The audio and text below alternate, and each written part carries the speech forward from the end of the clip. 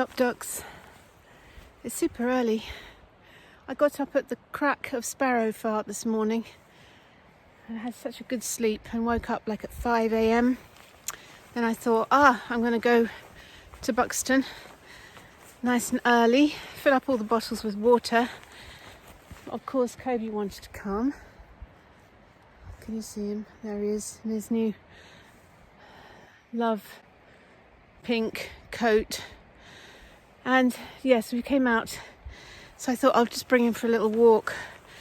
As I set out in the dark, but it's now dawn is breaking, although the sun at this time of year doesn't really come over the edge of the dale, probably not till about 9 a.m. It's kind of 9 a.m. to 4 p.m. that the sun is shining in the dale, because it's kind of runs north-south. So you can see there's a big wall there, that's to the east, and another big wall to the west behind me. And there's a wonderful, well, it's not a full moon anymore, it's a waning moon. Because the moon was still very full and bright when I was driving out this morning. It was so beautiful. I love the mornings. I'm a real early bird. I'm not a night owl at all. I love the mornings. So anyway, this is just an impromptu video. Don't have my selfie stick or anything like that. Just to update, because if you follow me on the Telegram group on Rachel Speaks Out, you'll know that I received a visit yesterday from 3 plainclothes police officers inviting me to join them for a cup of tea and a chat. So this all relates to the local council elections back in May, and I stood for the Bakewell ward as an independent. And on the form that you have to fill in, it says something like, what's your name and what are you commonly known as? So I put my name as Rachel Elnaugh, and I put commonly known as Rachel Elnaugh-LOVE, because I'd been using the word love in my name since March 2023, when I decided to essentially start changing my name. And as you know, if you've ever changed your name or if you got married, it takes time for that to go across all of your different bits and pieces, like passport and bank account and all those kind of things. But if you've ordered a copy of Liberation, you will see that the author is Rachel Elnaugh-LOVE, and that's how I've signed all the copies. And I've updated my website. I haven't touched Facebook and Google, because I know from D Sunshine that I think he was actually taken off those platforms because they didn't believe it was a real name. So some things are better left untouched and undisturbed. I don't know if you can see that amazing flock of birds flying, squawky birds, like a parliament of rooks. So anyway, now someone complained about my election campaign, which was basically vote Rachel Elnaugh-LOVE, and it had a picture of me. And of course, I'm pretty well known in this local area, so there could have been no doubt in the minds of the electorate exactly who they were voting for. But a complaint was put in that I had committed election fraud. Now, I suspect, and maybe I should do some kind of freedom of information request on this, but I suspect the complaint came from our current MP, Sarah Dines, I suspect. So it may also come from the Cressbrook hate campaign. They seem to want to try to stab me whenever they can, in any possible way they can.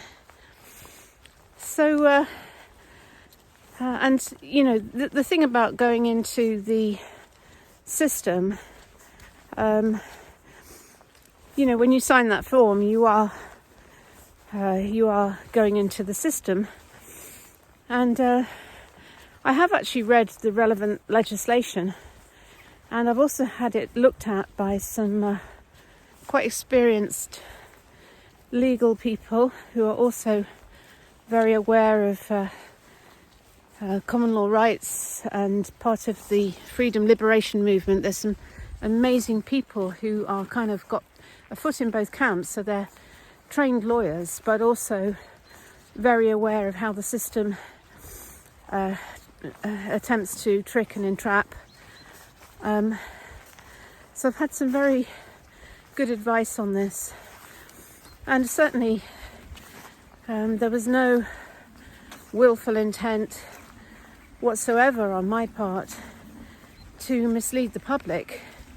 I was just like, here I am, vote for me. So there was no willful intent, in other words. So for something to be criminal, then it needs to be like for something to be criminal, there needs to be willful intent to deceive or to, you know, trick. And yes, I cannot see for the life of me how anyone could look at all of my election leaflets and posters and everything I did and not be 100% clear on who I am, who I was at the time, and who and what they were voting for. So I only published one of the videos. There were actually 3 videos which I took yesterday of the police. I only published the third one, which is after I managed to speak to my advisor, who told me exactly what to say, which is, am I obligated to come to the station with you? And they were very sneaky in that they were saying to me, are you refusing? And I had been warned about this by my advisor, that kind of resisting or refusing is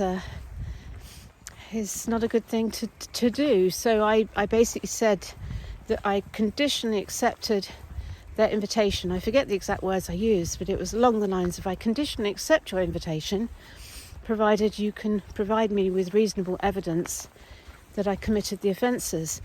Now I have rewatched the videos again, and I actually said to the guy, you know, are you arresting me? Because he kind of read me my rights at one point. I said, are you arresting me? And he's like, no, I'm just reading your rights.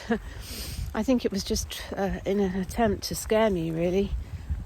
But rewatching the videos again, you know, I mean, zooming back from the situation, the police are supposed to be independent of the government and politics, and actually they are there to, under oath to the king, to protect the people and their property. So I suspect that this complaint is politically motivated. So right there you have the police operating on behalf of the government as opposed to the rights of the people. Now, if they had evidence, for example, where they maybe there was a whole handful of voters who said, oh, I voted for Rachel Elnaugh-LOVE. I didn't realise it was Rachel Elnaugh that I was voting for. Well, I thought it was someone completely different. I mean, you know, that's the kind of evidence I suspect that you would need. You'd need some people to testify that they were misled and that they somehow voted for the wrong person. But certainly when I was campaigning and I was going around every door and putting my leaflets through in the Bakewell ward, and I did it mainly myself, my sons did help a bit and John helped a bit. Most of them I did myself. And I had people saying, oh, I've already voted for you, because they'd done postal votes by the time I got to them. And, it's just like, I am quite well known in the local area because of my videos, and because I do walkie-talkies around Bakewell, and used to do them in Yulegrave and now out at Cressbrook Dale as well. So, it's really clear who people were voting for. There's absolutely no question that everything was above board. So it's quite extraordinary to we thought we'd sort of put this to bed last August, because we said, provide reasonable evidence if you want an interview, and nothing was forthcoming. And hold on, Kobe's disappeared up there. Doesn't normally go up there. Going up on there's a little stone circle. Come on, come back. Come on, come back. Yeah, so it's clear that they don't have enough evidence, and they want me to go in under some kind of caution and do some kind of, make some mistake. Maybe I'm even making a mistake by making this video, who knows, but I'm kind of beyond the point of worry and fear, because I am always standing, this is my intention, is always to stand in a place of truth, liberation, freedom. That's what I'm about. So I just wanted to make you aware of what's going on, and maybe I'll put the video in at the end so you can make your own mind up. But it did feel like harassment, I have to say. So it'll be interesting to see what happens next, whether they come and arrest me. Then they threatened that they're going to take it straight to court. Of course, I'm innocent until proven guilty, and I will require a trial by jury. Let the people decide. Let's see what happens next. But I wanted to make you aware of what's happening. And yes, it does feel a bit like persecution. But then Elnaugh is a Huguenot name, so maybe I have got that in my timeline. A persecution complex, because of course the Huguenots were based in France and had to flee religious persecution. A lot of them came to England, and I believe that Elnaugh is a Huguenot name. So anyway, I've had lots of names actually over the years, if I think about it. Lots of names, commonly known as lots of names. So this is the thing. But the truth is, they're all a fiction, because I am me. I am the living person who you see. Well, even this is a digital image, so could be tampered with. This is the thing. So that's why in court they have to get the living person to be standing there and to present themselves when it comes to justice. But anyway, I have faith. I have faith that everything is unfolding exactly as it should. And a big thank you to everyone who supported me and who sent me really nice, kind messages since it happened yesterday. Okay, lots of love. And big thanks to those who've been advising me. You know who you are. I'm not going to mention you by name. I don't want you to be added to the persecution list. So lots of love. Bye for now. Morning, Rachel. How are you? Hi. We need to talk to you today. Oh, why is that? We've been writing to you over the last few months about these election offences, and we've tried to get you to come and see us for an interview. And you've not been able to come and do that, so we're going to do it today. So, what are the grounds for you wanting to essentially to detain me? Right. So we need to interview you about the matter, and we have offered you a voluntary interview. The arrest is necessary under SOCAP to allow for a prompt and effective investigation into the alleged offences, and this is to gather evidence by questioning through an interview. Previous attempts have been made to arrange a voluntary interview with you, and you've refused to engage with the officer in the case to arrange this. and that you won't be interviewed without evidence of a reasonable belief, suspicion or grounds that an offence had been committed. We don't have to provide that, okay? You have been informed of the allegations, but you refuse to accept it. We've sought advice from the Crown Prosecution Service in order to try and deal with this, and they've advised that you will need to be interviewed, and an arrest to conduct the interview is proportionate to enable the offence to be investigated thoroughly. Okay? Well, I have taken professional advice on this, Okay. and I've been advised that there needs to be material evidence for this. No, and that's not how it works, Rachel. you need to have. I'm not being difficult, but I am just following the advice that I have been given, that there needs to be some kind of material evidence for you to arrest me. Well, so we have the evidence, and the Crown Prosecution Service have seen that evidence, and they're satisfied with that evidence, and they've directed us that you need to be interviewed to resolve this matter. Well, that isn't the advice that I've received, Right. so I So do need to you're speak to my refusing- advisor. So you're refusing to come with us today? Well, I'm not. I've been warned by my advisor Okay. that I'm not resisting anything here. Okay. So I'm trying to be reasonable, but I have received some okay, advice. so Rachel, and listen I to do me need then. to speak to my No, advisor. you listen to me for a minute, please.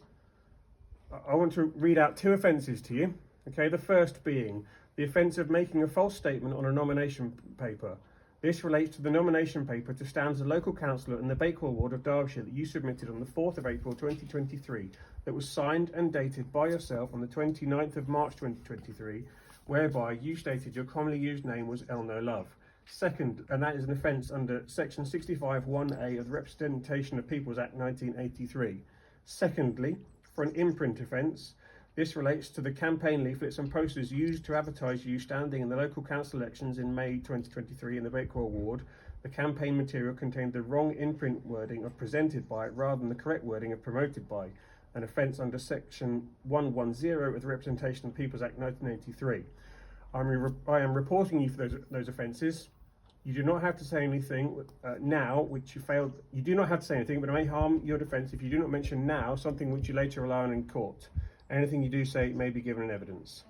We have provided supporting evidence of everything that's been done, and that there certainly was no willful intent to deceive anyone. And this is what we need to have the chat with you about, Rachel, not here on the doorstep. The advice that I have received is that you need to provide me with material evidence.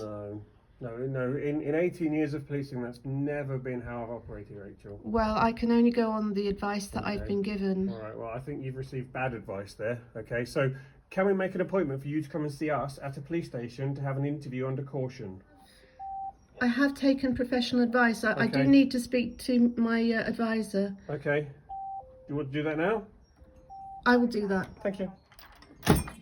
So I'm recording you. Yeah, okay. Am I obligated to come with you to the station today? So as I've just explained to your son, I have the last thing that I said to you, that other wording was that I've reported you for the offence, which means we'll go back and say that you haven't come for an interview, and then it goes to the courts. So the first time you get to have a chat about it with anyone is in a courtroom. If you come with us today, we can deal with this by an interview. We can tell you everything that we're looking at. You can tell us your side of it as well, and that might be able to resolve it today without it needing to go to court. If you Okay. don't come with us today, we have no option than to send a file into the Crown Prosecution Service asking that they summons you to court for hearing in the magistrates. Okay, I conditionally accept upon you providing proof of a reasonable suspicion that I committed the offences. Absolutely, at the police station. That's how these things work. You need to bring that to me. No, we don't need to do it at all, Rachel. Okay? Well, am I obligated to come with you to the station today? No, I've explained that to you. So, yeah, well, if I'm not obligated, I'm not refusing, I'm conditionally accepting upon you providing proof of a reasonable suspicion No, that I committed the offences, Right, and that hasn't been forthcoming. So we will show you everything at the police station. We don't do these things on the doorstep, Rachel. You were previously sent an email, Rachel, as well, with the imprint offence on there, with the wording. As far as I'm concerned, having taken advice, I have responded Okay? to this, and you know, I've responded. So it's not like I've refused to respond or refused to cooperate, but An account needs to be taken from you, Rachel, in an interview, which has been explained to you on numerous occasions.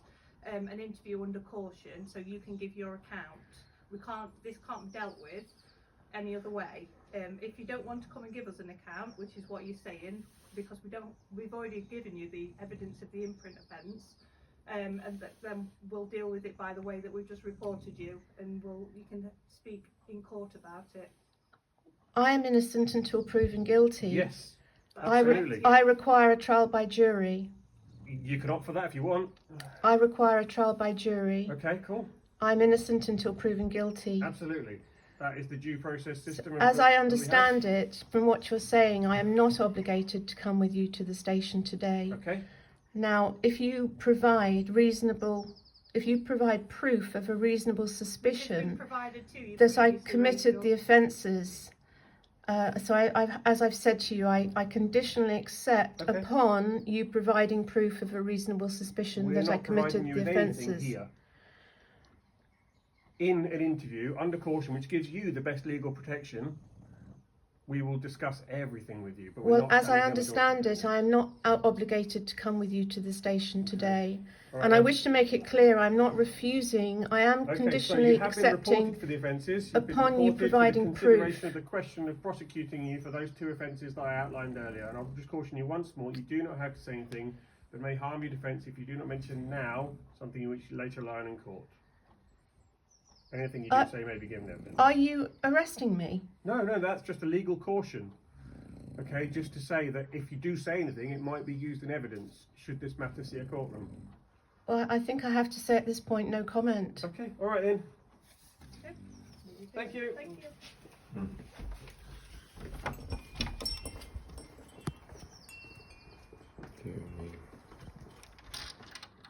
I mean, it's just...